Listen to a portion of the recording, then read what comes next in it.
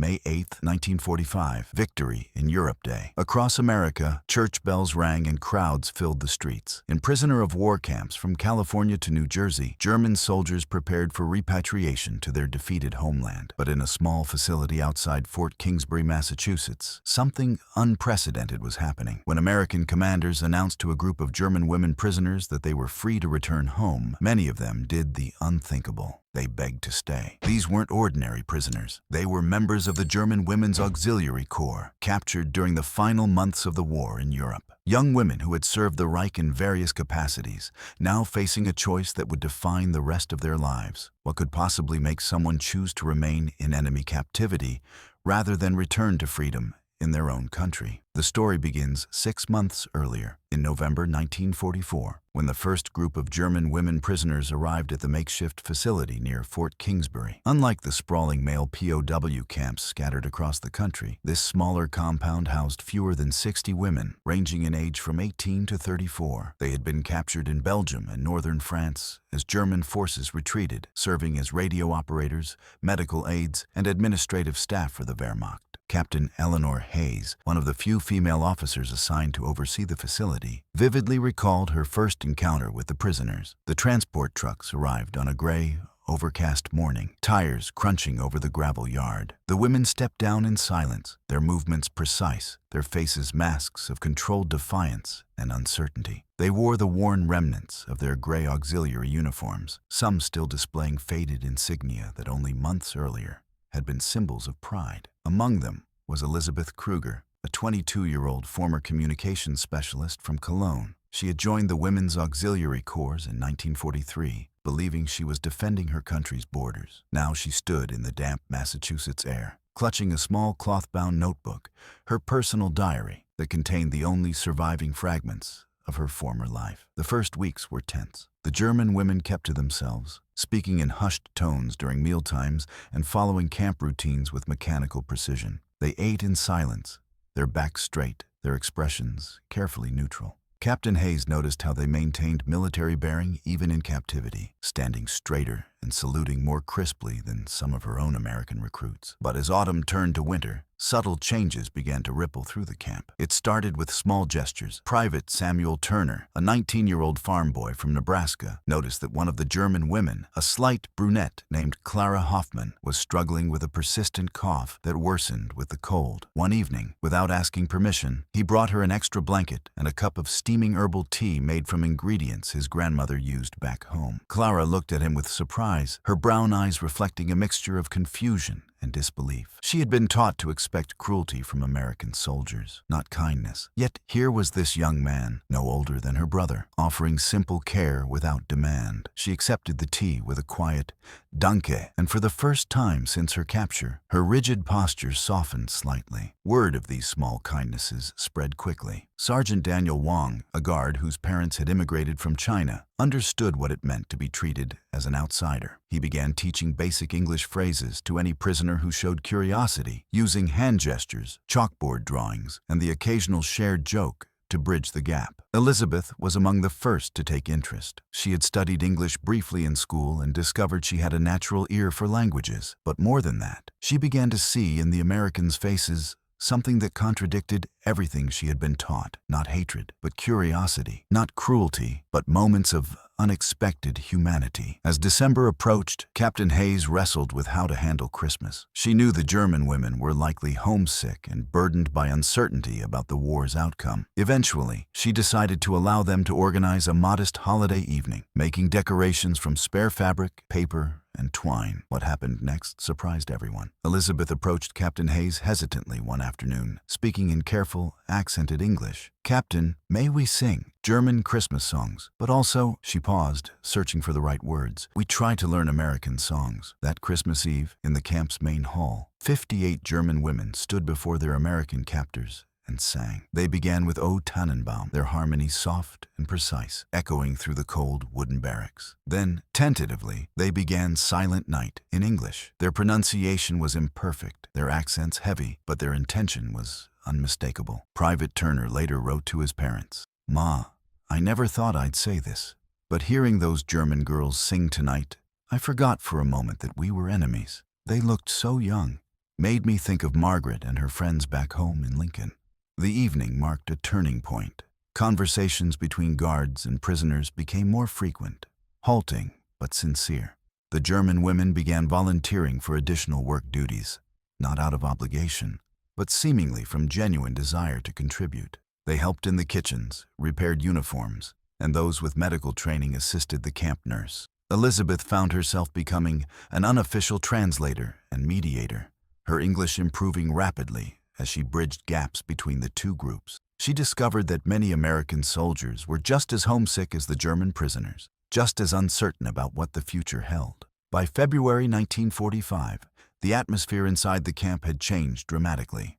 The German women no longer isolated themselves during meals. Fragments of mixed English and German conversation floated across the compound. Sergeant Wong even organized informal language exchange sessions, with prisoners teaching German phrases while learning more English in return. Then, unsettling news from Germany began to filter into the camp, reports that would shake the prisoners' sense of identity to its core.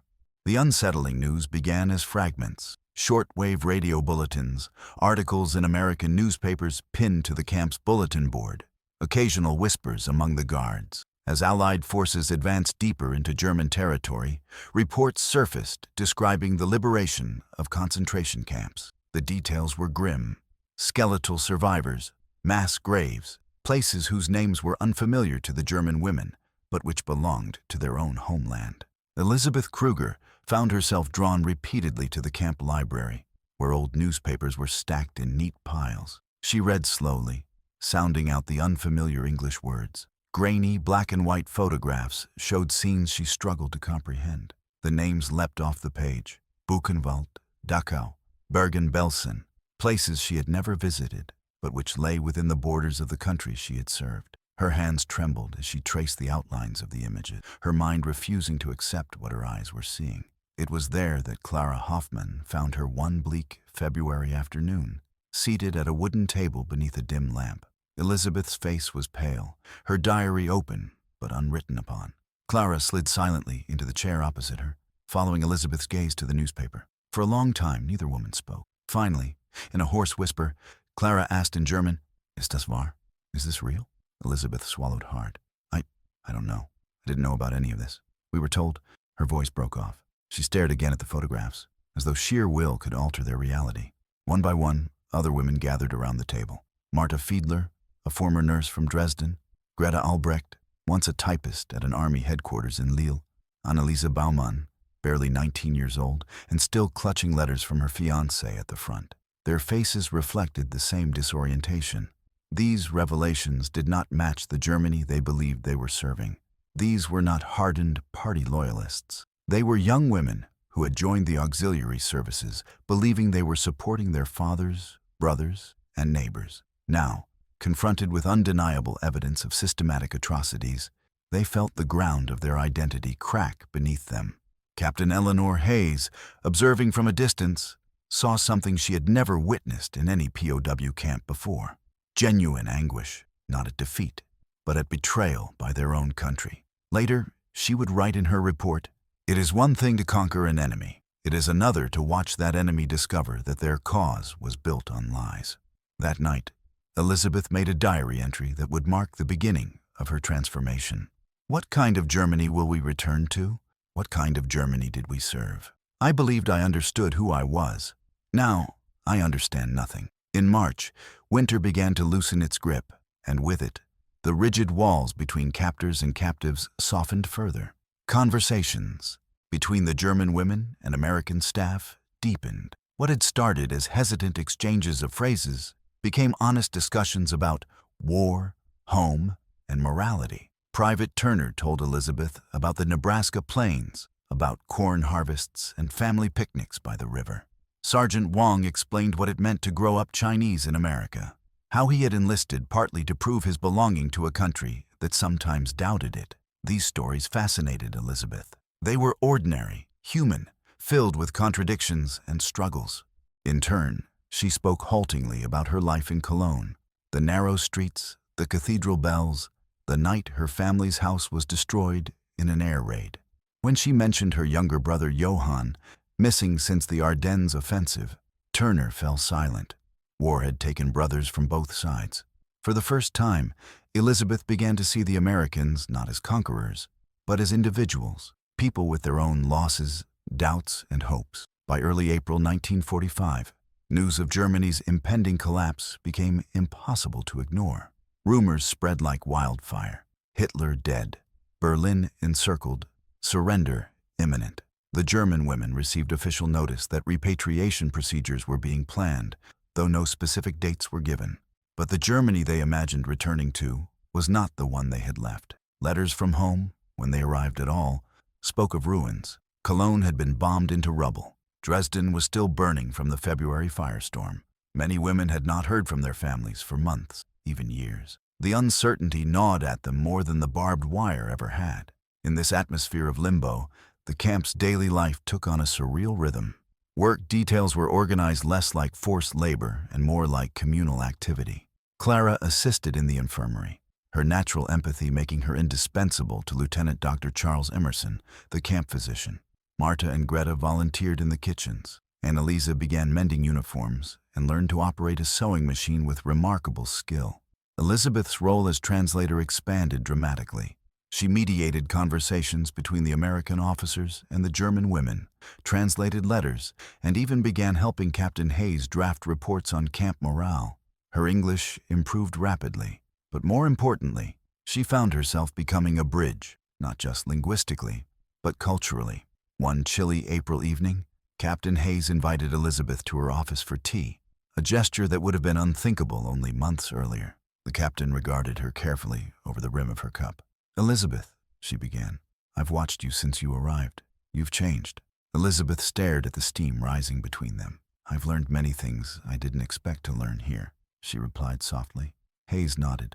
"War forces us to see truths we'd rather ignore. Some Americans are learning too." She paused. "Whatever happens after the war, you should know this. Not everyone here sees you as the enemy anymore." The words struck Elizabeth with unexpected force. She had spent her entire adult life defining herself in opposition to the enemy. To hear that label dissolve left her unmoored, but also strangely hopeful. As May approached, whispers of surrender solidified into fact. On May 7, 1945, word reached Fort Kingsbury that Germany had capitulated. The following day, Victory in Europe Day, church bells rang across America. In the camp, guards gathered around radios to listen to President Truman's address. Fireworks echoed from nearby towns. The German women watched silently from behind the fence. Some wept openly, not for the Reich, but for everything familiar that had vanished overnight. Their homeland no longer existed in the way they remembered it. Families were scattered, cities were ash. That evening, Captain Hayes assembled the women in the main hall. Her tone was formal, but her expression betrayed empathy. "Ladies," she began, "the war in Europe is over. In the coming weeks, arrangements will be made for your repatriation to Germany. You will be processed through displaced persons camps in Europe and released to return home." The announcement hung in the air like a distant thunderclap. Some women nodded slowly, their faces unreadable. Others exchanged anxious glances. Elizabeth felt a chill run through her. What home was there to return to? The Cologne she knew no longer stood. Her brother might be dead. Her old identity, dutiful auxiliary of the fatherland, had been shattered by revelations she could never unsee. Over the following days, conversations among the prisoners grew increasingly intense. In quiet corners of the compound, women debated their futures in hushed German. Some were eager to return and find their families. Others were terrified of what awaited them in the ruins.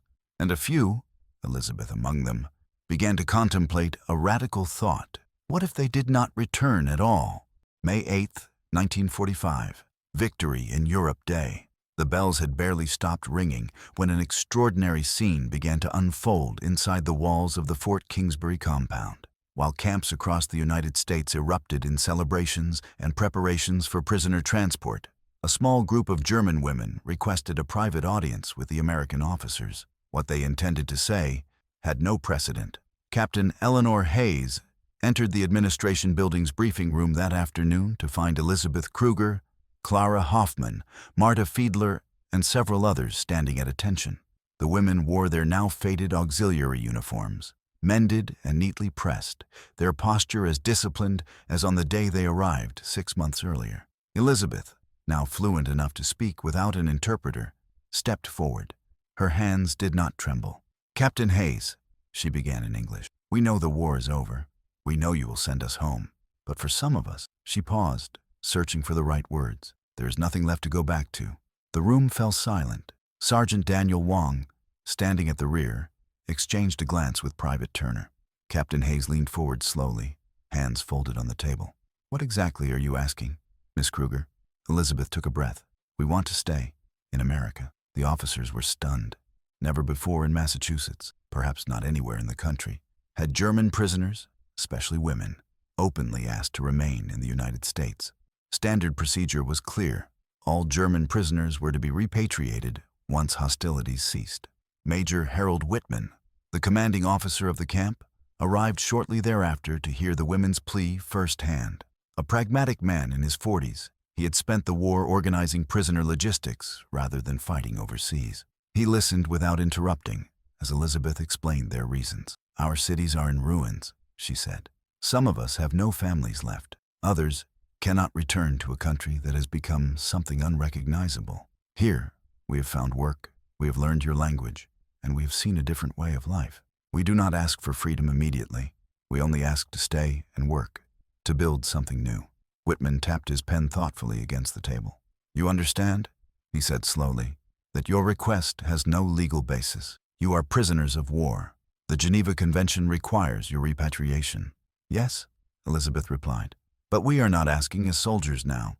We are asking as people." Over the following days, debates erupted within the camp's administrative offices. Some officers viewed the women's request with suspicion, seeing potential propaganda risks or future legal entanglement. Others, including Captain Hayes, argued that these women represented a unique case, educated, cooperative, and clearly disillusioned with the Nazi regime. The War Department had issued no explicit guidelines for such a situation. Male POWs who wished to remain were occasionally allowed to apply for immigration after repatriation, but the process was lengthy, uncertain, and typically required sponsorship. For women, especially captured auxiliary personnel, the regulations were even murkier. Meanwhile, word spread among the prisoners. Elizabeth's group had not been alone in their doubts. Clara Hoffman, who had grown close to Lieutenant Emerson through her work in the infirmary, confessed quietly to Marta one evening, "When I think of going back to Saxony, to the rubble, the hunger, the waiting lines for bread, I feel like I am stepping into someone else's nightmare." Marty, whose family home in Dresden had been obliterated in February's firebombing, nodded slowly. She had received a single letter in April, informing her that her parents were missing and presumed dead.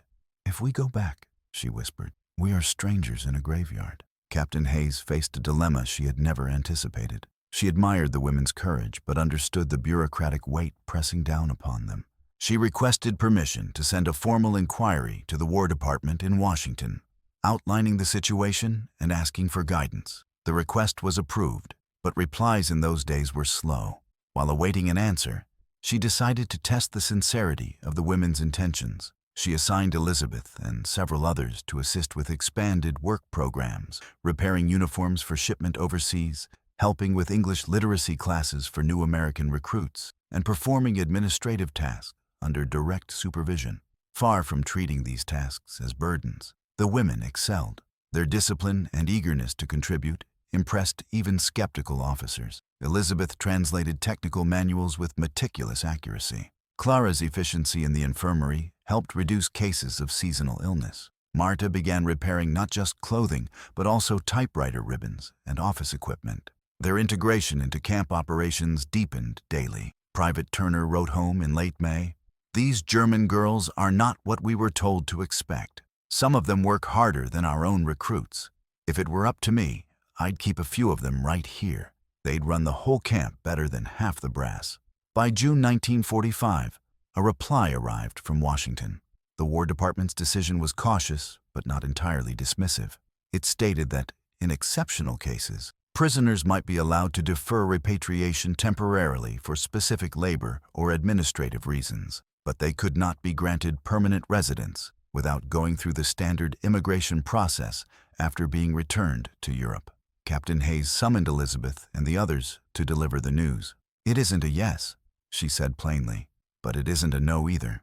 The department will allow some of you to stay temporarily as laborers if you are willing to sign agreements and remain under supervision. You will not be citizens. You will not be free, but you will not have to return immediately." Elizabeth exchanged glances with Clara and Marta. Their eyes reflected a mix of relief and uncertainty. It wasn't the freedom they had hoped for, but it was a foothold. They agreed without hesitation. In the months that followed, the Fort Kingsbury camp transformed.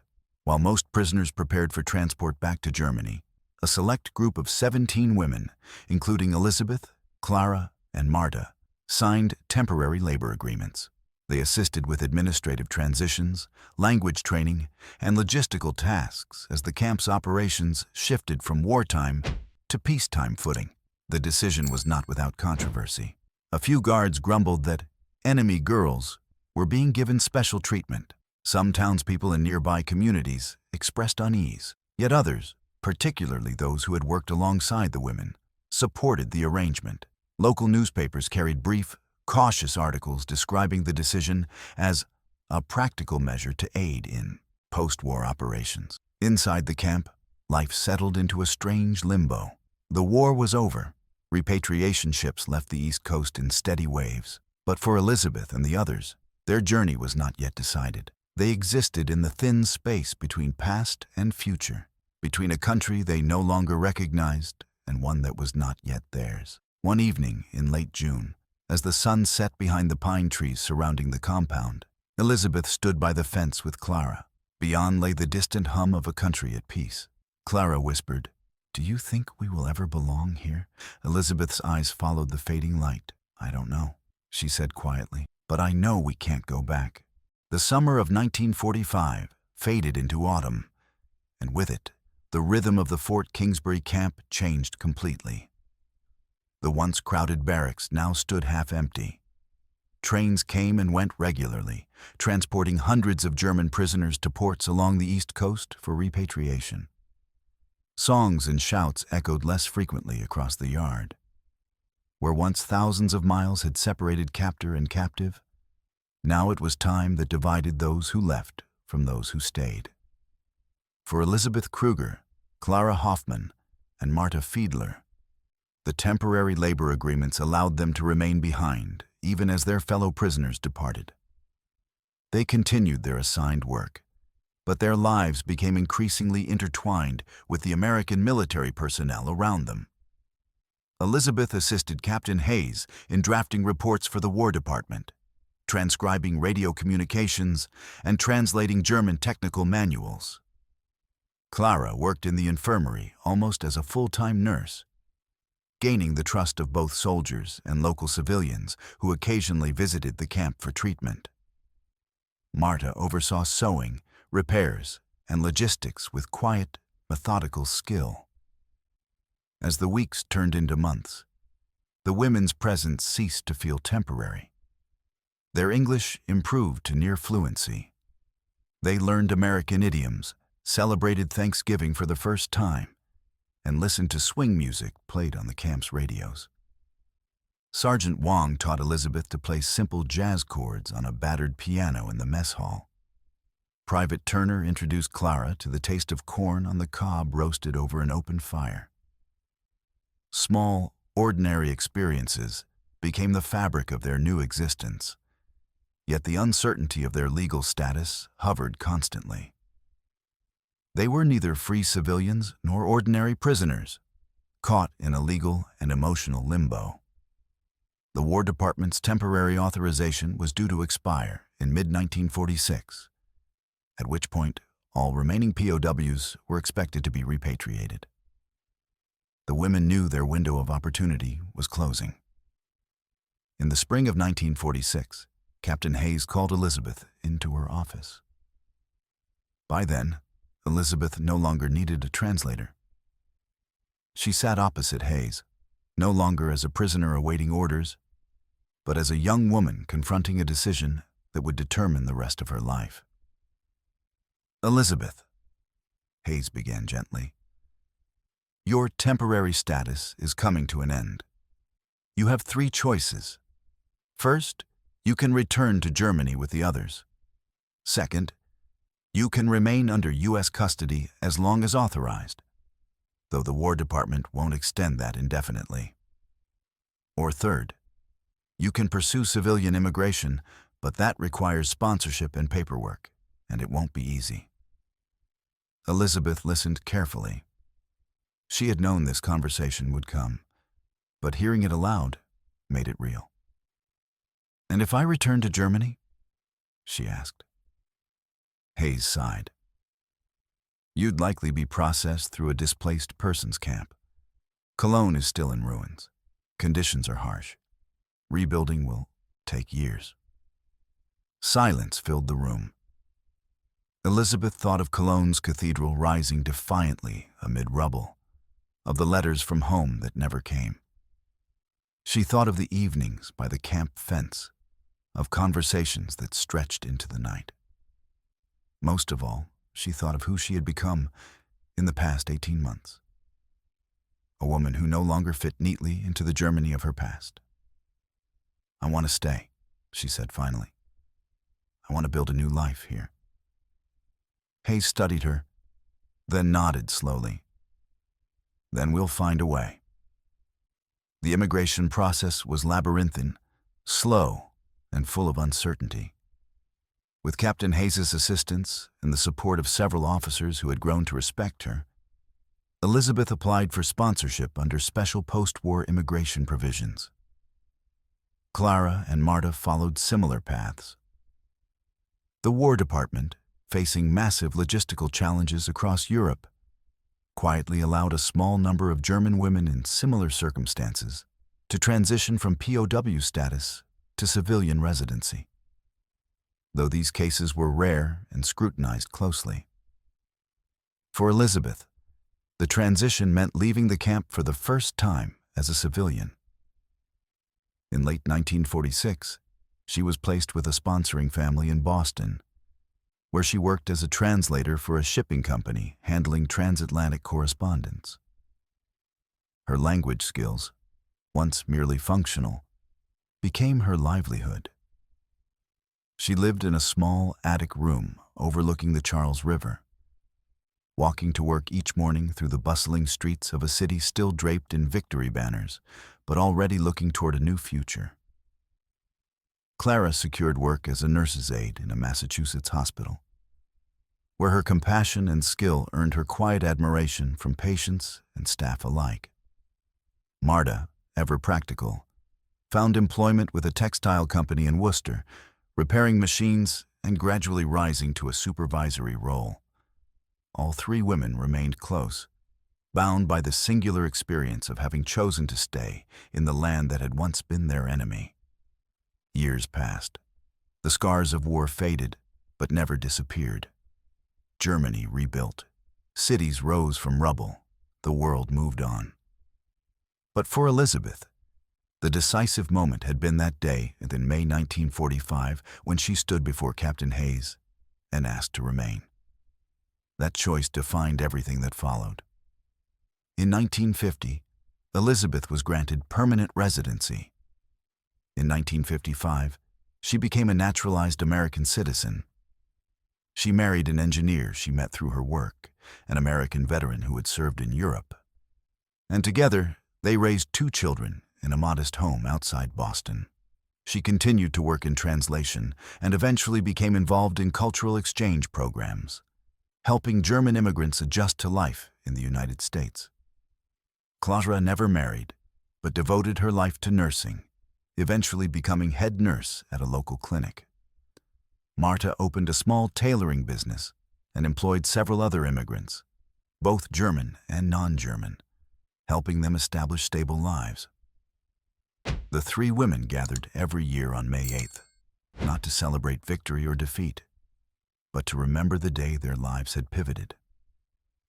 They would sit together, sharing memories in a mixture of German and English, laughing softly at how their accents had changed over time. In 1975, 30 years after Victory in Europe Day, Elizabeth was invited to speak at a symposium on post-war immigration and reconciliation held at a university in Massachusetts. Standing at the podium, her once faltering English now polished and clear, she addressed a room filled with students, historians, and former soldiers. "When I was captured," she began, "I thought I knew who I was. I was a German auxiliary, loyal to my country, certain of our cause. But captivity forced me to see truths that my own country had hidden. I learned a new language, but more importantly, I learned a new way of seeing people. Not as enemies, but as individuals with stories as complex as my own." She paused, scanning the audience. We often think of war in terms of victory and defeat. But sometimes, the most lasting transformations happen quietly, in places like that camp in Massachusetts, when people begin to listen to one another. Her speech ended with a standing ovation. Among those applauding were her children, born Americans who had grown up knowing their mother's past, but never fully grasping the weight of her choice until that moment. Elizabeth Kruger died in 1992 at the age of 70. In her will, she requested that her ashes be scattered over the Charles River, a symbol of the life she had built far from the ruins of Cologne. Clara passed away 2 years later. Marta lived into her 80s, still running her small shop. Today, few remember the Fort Kingsbury camp. The barracks have long since been dismantled, replaced by warehouses and quiet roads. But for a small group of German women, that camp had been more than a place of captivity. It had been a threshold between two worlds, the place where they confronted the truth of their past and made the audacious choice to build a future in a foreign land.